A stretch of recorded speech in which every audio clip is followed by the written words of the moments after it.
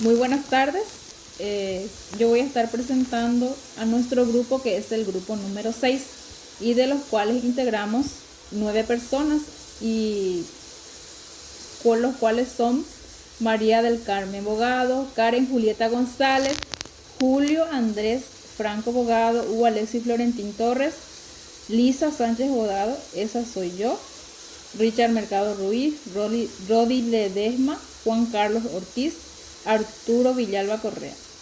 Y nuestro tema de hoy es teorías mediacionales, de las cuales estaremos explicando un poquito sobre cada punto de lo que significan las teorías mediacionales. Y voy a explicar un poquito nuestra introducción.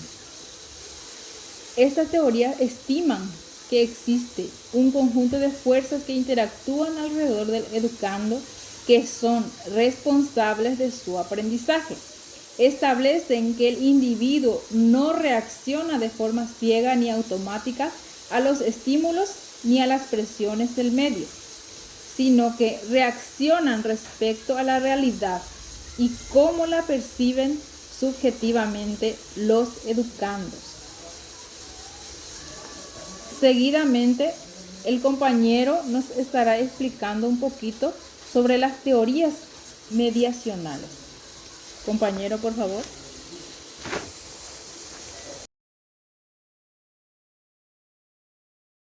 Buenas noches, compañeros, profesora. Hoy me toca hablarles sobre la psicología genética y congénita, que es la parte de la psicología del desarrollo mental del ser humano en su proceso de aprendizaje de paso a paso. Como su nombre lo dice, es progresivo. De entre todos los psicólogos y de todas las teorías, el Piaget lo que es más acertada, ¿verdad? Decía que tiene 4 procesos para el niño, que pueda empezar a aprender y emprender. Por eso se dice que es progresivo, porque es parte por parte. Comenzando así con la primera etapa, que es el sensorio o motora, lo cual abarca desde el nacimiento hasta los 2 años de la criatura. Es ahí donde nosotros empezamos a movernos, ya sea a gatear, a caminar, a sentir, a gustar, todo lo que sea de sentir, ¿verdad? Después pasamos a la etapa preoperacional, desde los 2 años hasta los 7 años aproximadamente, donde el niño ya va a la escuela, empieza a conocer y a experimentar nuevas cosas. Etapa operacional concreta, de 7 a 11 años aproximadamente. Pasamos a la adolescencia. Es la etapa donde ya comprendemos lo que es lo bueno y lo malo. Y desde ahí ya empezamos a movernos, ya sea en lo bueno o en lo malo, ¿verdad? Después está la etapa operacional formales, que comienza en la adolescencia y se extiende hasta la edad adulta. O sea que ahora mismo estamos en esta etapa nosotros. Es la etapa donde ya caminamos, ya hablamos, ya comprendemos, ya nos comunicamos. Desde el ser humano ya el 100% óptimo en su proceso de aprendizaje y de vivir la vida. Es todo de mi parte. Muchas gracias. Muy buenas tardes para todos, mi nombre es Karen González y voy a estar hablándoles un poquito de lo que viene a ser la teoría del aprendizaje significativo, Ausubel. David Ausubel, psicólogo, caracterizó el aprendizaje significativo en 1973 como el proceso según el cual se relaciona un nuevo conocimiento o una nueva información con la estructura cognitiva de la persona, que aprende de forma no arbitraria y sustantiva o no literal. Ausubel plantea que el aprendizaje del alumno depende de la estructura cognitiva previa, que se relaciona con la nueva información. Debe entenderse por estructura cognitiva al conjunto de conceptos, ideas que un individuo posee en un determinado campo del conocimiento, así como su organización. Ausubel tiene en cuenta dos elementos. El número 1, el aprendizaje del alumno, que va desde lo repetitivo o memorístico hasta el aprendizaje significativo. 2. La estrategia de la enseñanza, que va desde la puramente receptiva hasta la enseñanza que tiene como base el descubrimiento por parte del propio educando. Buenas noches, profesora y compañeros. Les estaré hablando un poco sobre el aprendizaje de Vygotsky. Sostenía que los niños desarrollaran paulatinamente su aprendizaje mediante la interacción social. Adquieren nuevas y mejores habilidades cognitivas como proceso lógico de su inmersión o un modo de vida rutinario y familiar. Bueno, el aprendizaje de Vygotsky sostenía que los niños se desarrollaban más en su entorno, ya sea en su vida cotidiana y familiar, ¿verdad? Así adquieren más nuevas ideas y mejoran sus habilidades sociales. Aprendizaje como procedimiento de la información. A partir de la década de los 60, en la segunda mitad del siglo XX, integrado el modelo de conductista dentro de un esquema cognitivo, aparece el aprendizaje como procedimiento de información y resalta la importancia de las estructuras internas que mediatizan las respuestas. Por analogía, las computadoras, que tratan de reproducir en forma artificial el funcionamiento de la mente con respecto a la información, ya sea almacenando datos, ordenando datos, jerarquizando. Estas teorías reconocen la existencia de procesos cognitivos complejos, una mente que contiene y da sentido de información procesada. Limitaciones didácticas de estas perspectivas. Las comparaciones paralelas entre hombre y máquina. Bueno, el hombre posee una conciencia, un conocimiento de lo que conoce y de hace conocer. Tenemos factores sentimentales, ya sea las emociones, los sentimientos, las personalidades, las interacciones sociales, todos de importancia en el aprendizaje, en el alumno. Entre el conocimiento y las acciones hay complejos procedimientos de tomas de decisiones y de la influencia de las emociones y expectativas individuales y sociales. En síntesis, la psicología de la educación no tiene todavía un marco teórico unificado y coherente. La teoría brinda datos parciales. Buenas noches, profesora, buenas noches, compañeros. Yo les voy a hablar sobre el aprendizaje social y por imitación de modelos. Como parte de la investigación hago una pequeña recapitulación de los teóricos importantes que dan vida a las posturas más significativas, según lo estudiado y analizado. A lo largo de la investigación, brindo una caracterización redactada de cada uno de ellos. Brandura, 1960. Al comienzo de 1960, el psicólogo realizó un experimento sobre aprendizaje y agresión. Un grupo de niños en edad preescolar veían una película en la que un adulto golpeaba un muñeco de plástico, la tiraba al aire, la golpeaba con un mazo, pateaba y abofeteaba. Después, se dejó a esos mismos niños en una habitación con juguetes, entre ellos el muñeco bobo, y muchos de los niños imitaron el comportamiento del adulto y hasta idearon formas nuevas de pegarle. Los que no vieron la película no mostraron ninguna de las conductas agresivas del adulto. Como conclusión, el experimento refleja que los niños aprenden conductas agresivas por la pura observación de la conducta de los demás. Consideró que la personalidad se debe a el ambiente, el comportamiento, los procesos biológicos de las personas. Konrad Lorenz, zoólogo austriaco, nacido en 1903, funda la etología animal, rama de la biología y de la psicología experimental, que estudia el comportamiento de los animales en el medio en que se encuentra.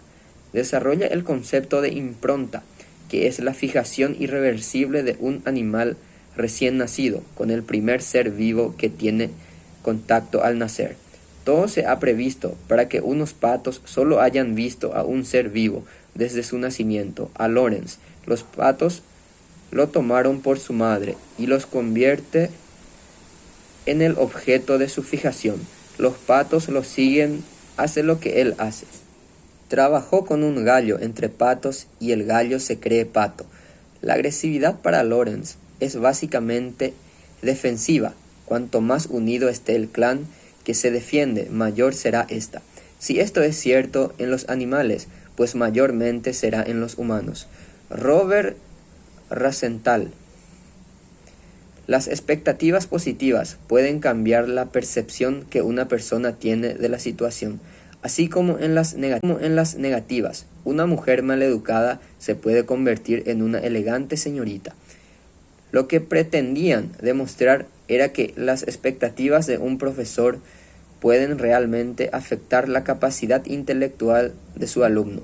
Por ejemplo, su coeficiente de inteligencia. Experimento. Dieron una lista de estudiantes que iban a ser brillantes ese año académico. Los nombres se eligieron al azar. Los niños no sabían que los profesores esperaban algo de ellos. Al tiempo se dieron cuenta que los niños que habían mejorado más académicamente eran los niños destinados al azar. Los niños se vuelven más listos cuando los profesores esperan que se vuelvan más listos.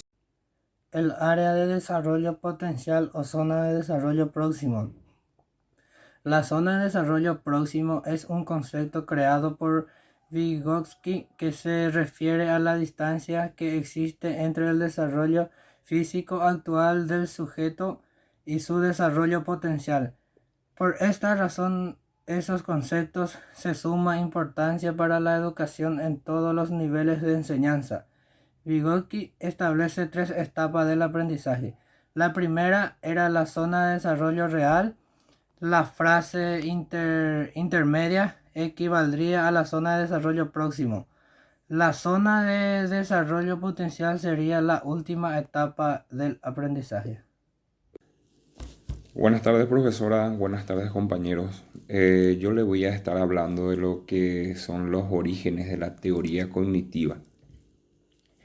Esta surge como en el contexto de la psicología de principios de siglo y constituye sin duda un caso paradigmático de esa época, ¿verdad? De la respuesta organizacionista que los europeos, por ejemplo, encontraron esto para poder plantear a la crisis que en ese entonces surgía la psicología en sí, y de las cuales, por ejemplo, en donde yo pude investigar, encuentro 2 respuestas, que es la respuesta americana, por ejemplo, que está influenciada por lo que es el asociacionismo,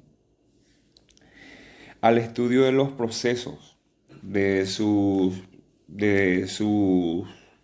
distintos entes en sí. Los animales, por ejemplo, que estudiaban los americanos, por ejemplo, solían tener una precipitación frenéticamente.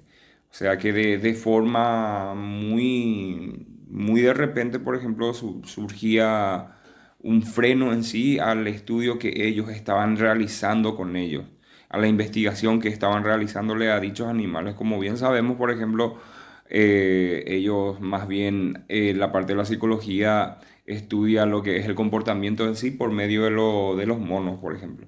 Ellos más o menos no nos identifican con eso. Y también está la respuesta europea, que ellos decidieron continuar el estudio de los procesos mentales, rechazando el enfoque asociacionista, mientras los sujetos del conductivismo aprenden de forma asociativa. En síntesis, ellos, más bien los europeos, tenían una teoría de que la mayoría de los seres humanos, por ejemplo, aprenden más si es que se asocian. Buenas noches, profesora y queridos compañeros. Yo soy el alumno Carlos Ortiz. Bueno, en este apartado me toca hablar un poco cortito y preciso, ¿verdad?, sobre el pensamiento productivo y pensamiento reproductivo. El pensamiento productivo entonces nos ayuda para poner en práctica nuestra flexibilidad mental, para poder usar la imaginación que a veces es necesario para poder crear nuevas ideas, ¿verdad? Entonces podemos decir que este pensamiento nos sirve de herramienta para desarrollar esa capacidad de poder encontrar nuevas salidas, nueva solución, nueva metodología y demás cosas, ¿verdad? Asumo que es más sencillo de repente reproducir que producir. Eh, Como algunas personas de repente no tienen la capacidad de producir nuevas ideas, entonces ya utilizan lo que tienen en mente nomás ya, ¿verdad? Pues de repente no requiere mucho trabajo, o de repente por falta de tiempo utilizamos lo que tenemos en mente y no poner a producir nueva idea, ¿verdad?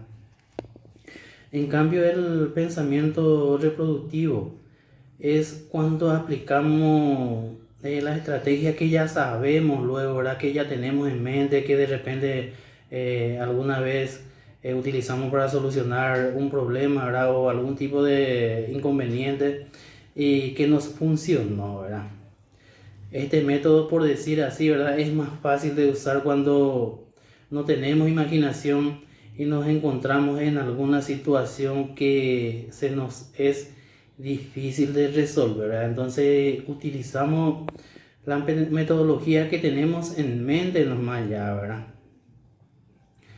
Bueno, y este apartado me tocó a mí, compañeros, y estamos abiertos para cualquier consulta, de repente si por ahí hay algunas dudas, y estamos abiertos para resolver con la ayuda de la profesora, ¿verdad? De repente si por ahí no está en nuestro alcance, ¿verdad? Y ahora le cedo el lugar al siguiente compañero para seguir con nuestra presentación. Buenas tardes, compañeros y profesora. Yo soy el alumno Arturo Villaga y a mí me toca hablar sobre la conclusión de nuestro trabajo. Al dar por finalizado este trabajo, valoramos las principales teorías de aprendizaje. Son modos de entender desde la psicología complejos procesos de aprender. Dentro de las teorías mediacionales pueden distinguirse múltiples corrientes con importantes matices diferenciadores, con una línea común: el cognitivismo. El cognitivismo es una teoría psicológica cuyo objeto de estudio es cómo la mente interpreta, procesa y almacena la información en la memoria. Dicho de otro modo, se interesa por la forma en que la mente humana piensa y aprende. Eso es toda mi parte y muchas gracias.